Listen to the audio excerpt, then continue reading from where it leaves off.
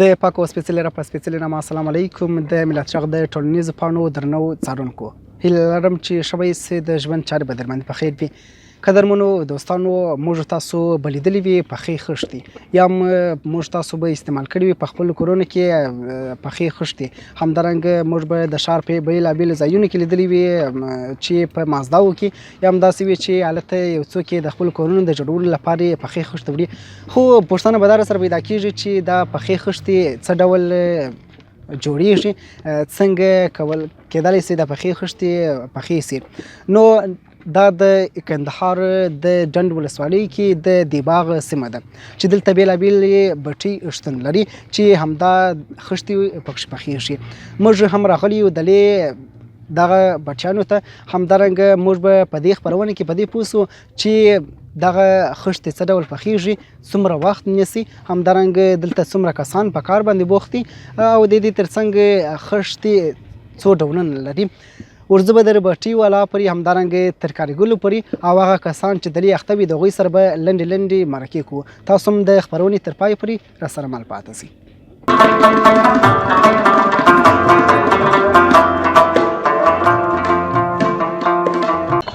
قدرمنو لیدونکو، لکه څرنګه چې مې مخکې درته ویله چې موږ به ورځو د بټۍ والا د مشر، همدارنګه د کاریګرو او هلته چې کوم مزدوران اخته دي د هغو سره به لنډې مرکې لرو. راغلي یو د دغه بټۍ چې د دغه تر مشه پورې د سره به هم لنډه مرکه ولرو. نو ستړي مه سئ حاجي صاحب. ستړي مه سئ. څنګه ورور ښه جوړه؟ ډېر مننه. لومړی کې ځان ته معرفي کړه او ترڅنګ دا بټۍ اړوند کلي معلومات راسره شریک کړل. بالکل به در سره شریک محترمه. زما نوم حاجي محمد افضل خان ده. دا د ډنډ ولسوالۍ سره دا دوه دانې بټیانې زما دي، یو یو بل ځای ده. نو د دې حال به در سره شریک وو. دا بټۍ خو پخوا به زموږ د وطن کاریګر تل په بل ملک کې بیا کار کاوه. اوس شکر د الحمدلله تقریبا دا 23 کاله کېږي دا بټۍ زموږ په ملک کې ایجاد شوي دي. نو مخکې به موږ خښته داسې پېښه شوې وه چې خښته به موږ ته د پاکستان راتله، په بولدک کې به کارېدله یا په کندهار کې کارېدله، موږ به نه درلودله. دا غټې بټیانې به موږ نه درلودې. اوس شکر د الحمدلله دلته چې دا بټیانې رواج شولې او دلته دا جوړې شولې، څوک یې کوره بولي، څوک یې بټۍ بولي. نو دا اوس په دې کې معنا په هره بټۍ کې 100 100 کاریګر تر 100 کاریګرو پورې کار کوي او ټوله ته خالق تعالی ډېره ښه مناسب روزي د کور په دروازه کې ورته پیدا کېږي. بل دا راته ووایې حاجي صاحب، په دغه هټۍ کې تاسو په 24 ساعته کې څومره اومه خښته موږ یا څومره اومه خښته پخوئ؟ اومه خښته تقریبا د ورځې په دې بټۍ کې د 70,000 د 80,000 څخه درنیولې تر 1,60,000 پورې د ورځې په دې بټۍ کې واله کېږي. بل به دا راته ووایې چې دغه بټۍ یوازې دغه بټۍ ته لري او که نور بټیانې هم په کندهار کې لري؟ په کندهار کې زه تقریبا 4 بټیانې لرم. او په دغه 4 بټیانو کې څومره خلک ستاسو سره کار کوي یا کسان ستاسو سره اخته دي؟ تقریبا د دې 400 یا 15 کم یا 15 زیات دونه کاریګر زما سره اخته دي. دغسې په کندهار کې د نورو بټیو والا سره مطلب اخته دي. په هره بټۍ کې مطلب 100 کاریګر حساب که خدا د یوې بټۍ کاریګر چې ټول منجمه جمله چې سړی حساب ورته وکړي تعداد تقریبا 10,000 انسانانو ته د دې رزق ورکولو جوګه کېږي. بل ډوله خښتې شته په دې بټۍ کې تقریبا 4-5 ډوله خښتې شته. لکه کومې خښتې؟ یو دغه اوله درجه خښتې چې دیوالونه باندې وال کېږي یا پلازې باندې جوړېږي یا مارکیټونه باندې جوړېږي. او یو بیا تر هغه راوروسته دغه 2 نمبر نو کې تر دې سره خښته ده، دې ته بیا 2 نمبر موږ په اصطلاح وایو. یو دا خښته ده. بل د هغه راوروسته کوچنۍ خښته ورته وایي لږې تر دې ډبلوالی کوچنی نور یې غالب دغه شی ده هغه ته د پوشش خښته وایي هم اندازه یې د دې سره یوه ده هغه ته د پوشش خښته وایي او څلورم قسم یې بیا هغه یو قسم په دې کې جوشي خښته راوځي چې هلته اور ورباندې زیات شي جوشي خښته وایي هغه بیا داسې مطلب په لندم ځکه کې لګول کېږي په دیوال کې یا بنیاد یې سړی وراچوي ډېره محکم دیوال یې راځي او اوبه تاثیر نه ورباندې کوي هغه ډېر مفید شی ده ډېر فایدهمند شی ده بل هغه قسم دی یو قسم بیا هغه په پیتیو په ګاډرو کې راځي د اورسپنې په پیتیو په ګاډرو کې راځي ګلداره خښته ورته وایي څوک یې په اصطلاح ټیل بولي څوک یې ګلداره خښته بولي یو هغه قسم خښته پکښې راځي نو دغه قسمونه دي او بل دغه د خښتې په 40 ساعته کې یا په 12 ساعت 40 ساعته کې معنا په شواروز کې دا خښته بټیانې تقریبا د 40,000 څخه تر 50,000 پورې تولید لري یعنې پخوي یې خښته قدر څنګه بیا داسې یو خیرات پکښې کوئ وخت یو څوک یا مسجدانو ته یا مکتبو ته یا مدرسو ته داسې وخت چې دلې راسي تاسو په هغه بیه ورکوي چې نور خلکو ته ورکوي که نه دې ته ارزان ورکوي هغه بیا دوه حسابه دي یو حساب دا ده چې په کندهار کې موږ ته دي دا زابل چرای هلمند کندهار خو دا کندهار دغه څلورو ولایتو خلک لا دلته د مسجدانو والا موږ ته راځي د مدرسو والا موږ ته راځي حتی یو غریب به هم راشي ماجر به وي یا به دغه یې ستړی راځي به یو خونه به جوړوي د بچي واده به وي وس به نه لري د هغه سره موږ ښه کوو او په کال کې 100 مدرسو والا او 100 مسجدانو والا موږ ته راځي خو یو هم شکر د الحمدلله دغسې نه ده پرېږدي که زموږ سرمایه لږ که ډېر وي موږ یې دغسې نه پرېږدو یوه بټۍ والا یې هم نه پرېږدي خو بیا تر انسانانو پورې فرق دی یو به مطلب څه زیاته ورکوي یو به څه کمه ورکوي یو به 1000 خښته ورکوي یو به 2000 ورکوي یو به 200 ورکوي یا خو د انسان پورې تعلق لري او بل بداره توی جسم چې دا خپل کاروبار څخه څومره خوښ یاست 100% په دې ځینې خوښ یو چې یو دا د موږ په ملک کې دا غریبې کارخانې دي غریبې کارخانې دي او ټول غریب ولس ته یې ګټه رسېږي موږ په دې ځینې خوښ یو او دا 100 کسه ټول غریبان یعنې کور یې هغه د 100 متره کې په 1500 متره کې د کوره څه راشي دلته د ورځې 800 افغانۍ هم وګټي 600 افغانۍ هم وګټي 400 افغانۍ هم وګټي بچی ترموز پسې راوړي د چای عدلې چای وخوري غرمه بېرته کور ته ولاړ شي بېده شي ماپښین لمونځ کور وکړي بېرته راشي بیا کار ته مازدیګر بېرته بیا خپل کور ته ولاړ شي نو د کور په دروازه کې کار ده مخکې به د دې ملک پسې ته په پاکستان کې بیا په سکر کې خښتې والې په حیدرآباد کې بیا والې په پنجاب کې بیا والې نو هغه به 100 افغانۍ ورکولې اوس شکر د الحمدلله یو خو دا شی په خپل ملک کې استعمالیږي دلته که ممند روغتون باندې جوړیږي که حاجي عبدالله پلازه باندې جوړیږي که بل مارکیټ باندې جوړیږي که بله پلازه جوړیږي شکر الحمدلله یا زما د خالا زوی دی یا ستا د خالا زوی دی یا ستا قریب دی یا زما قریب دی نو ټول شکر د ګټه زموږ ملک ته رسیږي او بیا دا خښته یو خپل یو بنیادي شی ده نور شیانو دغونه مقاومت نه لري چې شپږ منزله یا 10 منزله ورباندې جوړ شي که خټه وي که یو بل شی که یو بل شی که سیمټ وي خو دا خښته یو دی بنیادي شی ده چې په دا ښار کې ورته وګورې چې سیمټ یې نه وي ورکړی یو ښایست خالق تعالی په ده کې ایښی چې هغه مطلب د خاورې جوړ ده نه په ګرمي کې بد تاثیر لري نه په یخ کې بد تاثیر لري په دواړو سیزونو کې ښه تاثیر لري حساب کې درته وایم دا ځینې خلک چې ورسره پوهېږي نه او دا وایي چې یاره دا بټۍ دوک کوي او داسې ده او هسې ده خپله د دې میل 25 میل متره لوړ ده بل په دې کې داسې ده قدرتي او داسې په داسې سیستم باندې دا جوړ ده چې د دې 25 متره خپله دی لوړ ده او کوم وخت چې کولا سنگ زغال ورچی څوک یې کولا بولي څوک یې سنگ زغال بولي دا 100 متره نور هوا ته دا دوګ لوړ شي او بیا ټوله ورځ دا دوګ نه وي دا په هغه ساعت کې شاده کولا ور واچي هېڅ چاته الحمدلله تر اوسه ضرر نه ده رسېدلی نه ضرر رسېږي بل دا راته وایي د خلکو او حکومت څخه مو غوښتنه څه ده د خلکو د حکومت څخه دا غوښتنه ده چې زموږ خپل حکومت په موږ باندې دغه رحم وکړي او دا وسیله راسره وکړي چې موږ کوم سنگ زغال چې هلته راوځي چې دا عموما د ټول افغانستان د کورو والا سره یو خصوصي دغه وکړي امتیاز ورته ورکړي هغه لکه څنګه امتیاز چې ماته بریکټ یا دا کوم محصول چې دولت ته جمع کیږي دا یو وخت کې 1500 افغانۍ و د اشرف غني په دور کې د جمهوریت په دور کې بیا معنا اوس 2200 یا 2500 افغانۍ ته ورسېده چې دا ډېر ورته کم کې ځکه په ملک کې بارزاني جوړه شي یو څوک کور جوړوي کور به 10 لک روپۍ ارزانه پرېوځي.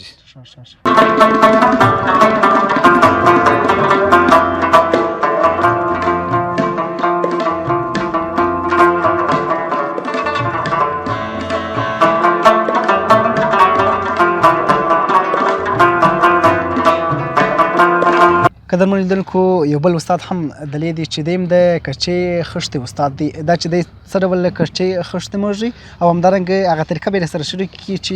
لومړی سره یې د خښتو شروع له کومه ځای څخه کیږي. نو ستړي مه شئ ورجانه. خیر اوسې افغانستان ته ستړي مه شئ. سلامونه لومړی تاسو ته بیا محترم حاجي محمد افضل صاحب ته چې دا بټي دادا ده د مالک دی سربراس دی چې موږ په کار بوخت کړي یو. ډېر مننه. لومړی دا راته وایي چې نوم دې څه دی او دلته به راته وایي چې څه وظیفه لري. نوم مې نقیب الله قادري صاحب دی او خپله دغه اومه خښته هلته دننه په بټۍ کې وړمه چې بیا پخېږي. ښه دا به راته وایي دا د خښتو شروع له کومه ځای څخه کېږي د پخو خښتو؟ د خښتو شروع د دغه خښمالانو څخه کېږي چې دا اوس یې لومړی مخکې بل ورور ستا سره مرکه وکړه دا خښته وایي بیا نو دا وچېږي بیا نور زرنجان والا راته راوړي موږ دننه بیا په بټۍ کې وډو. ښه دا به راته وایي چې د ورځې څومره خښته تاسو دلته دغه موږي د کچه خښته دا نو دې کې فرق سته تکړه سړی 4000 3000 خښته وایي حتی دا نو بیا ډېره خښته وړي موږ 3 کسه استادان یو چې بیا 4000 زرنجان راته راوړي تقریبا 18000 اویا زره خښته د ورځې وډو. ښه یوازې ته څومره خښته وړي او تر څنګ د دې چې اساس سره نور استادان دي په دا ټولو دومره اندازه که یوازې هر یو ځان ته؟ نه موږ 3 استادان یو 4 زرنجان والا د هر زرنج والا سره 2 لا 3 کسانو سره 18000 اویا زره خښته په دا 3 استادانو موږ لګوو وډو چې بیا اور والا یې پخوي. او اور والا یې به څه ډول پخوي؟ اور والا بس د پخوي په شواروز کې 10 لینه دی اړي 10 لینه معنا لین او 4.5 خښته کېږي 10 لینه دی په شواروز کې پخوي. ښه یعنې شروع یې د همدې ځای څخه کېږي؟ او شروع یې د همدې خښمالانو څخه کېږي. او دا چې پخې سولې بیا وروسته څه کېږي؟ بیا وروسته بیا نور خلک راباسي هغه نو بیا د باندې وډي بیا نو د خرڅېږي خرڅلار ته در خپل یعنې د هر کس وظیفه دلته جلا و د هر کس جلا جلا.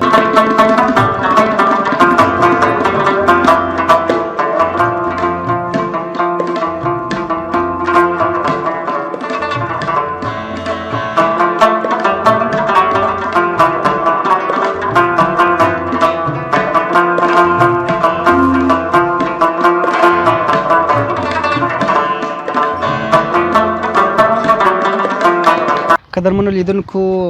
خښتې یا پخې خښتې چې موږ تاسو کورونو ته وړو او هلته خپل په کورونو کې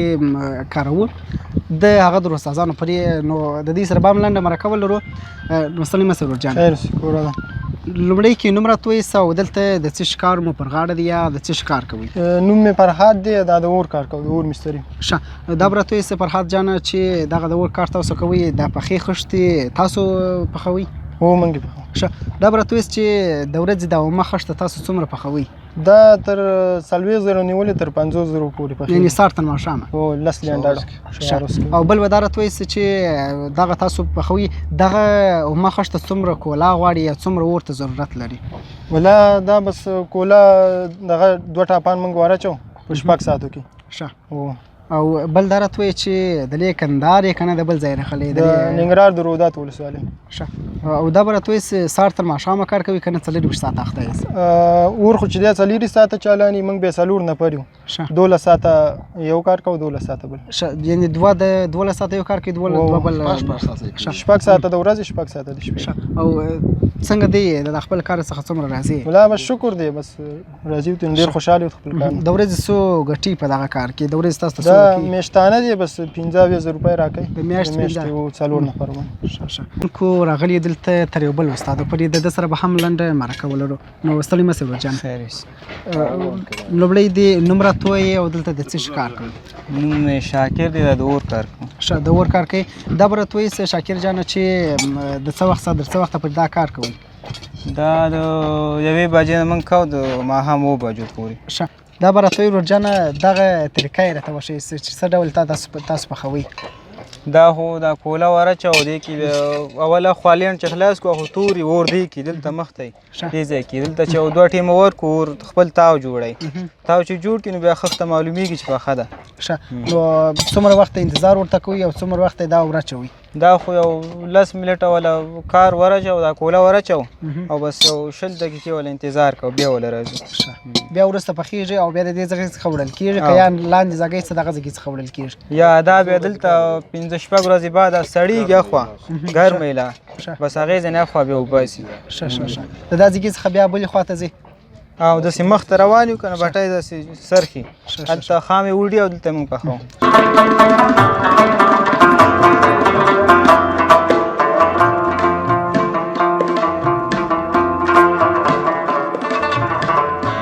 لیدونکو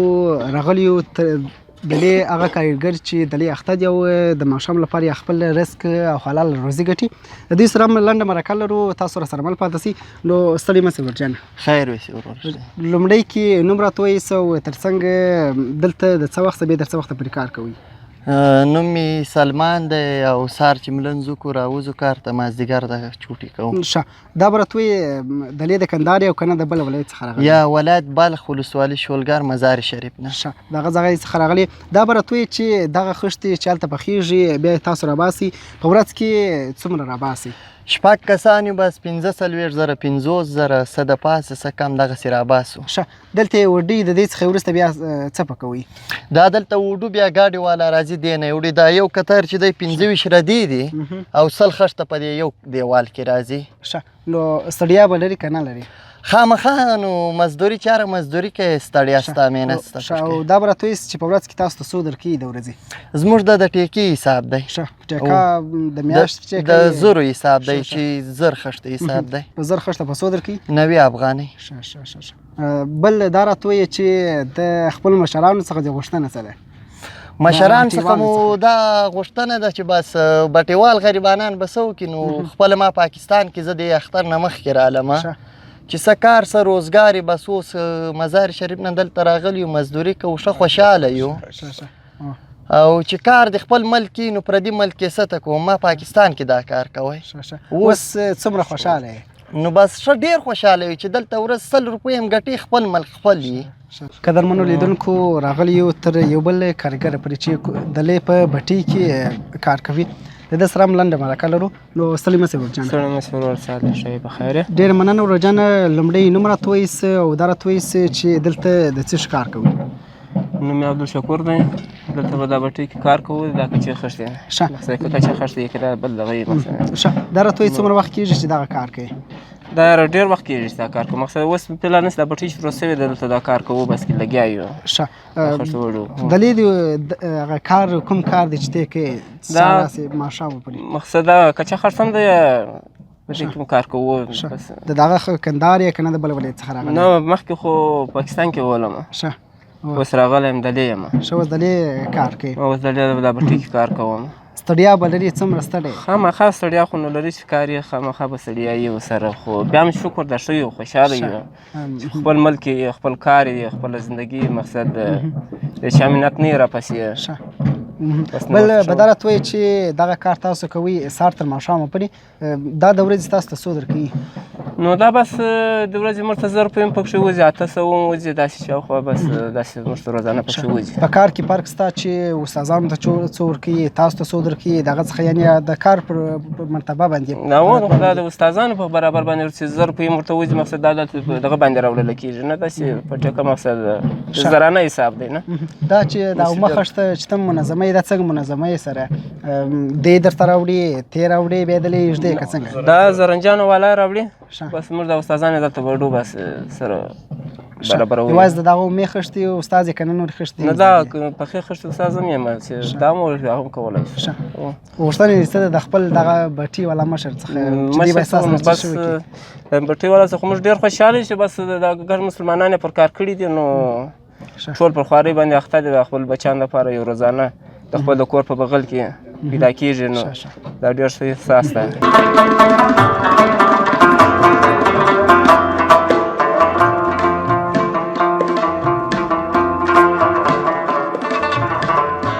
قدرمنو لیدونکو تاسو په ټولو ویډیو کې یا په ټولو خپرونې کې په دې باندې پوه سولاست چې خښتې څه ډول پخیږي. دغه یوه وروستۍ مرحله ده چې خښتې دلته اماده کېږي، نو بیا ځي خرڅلاو ته اماده کېږي.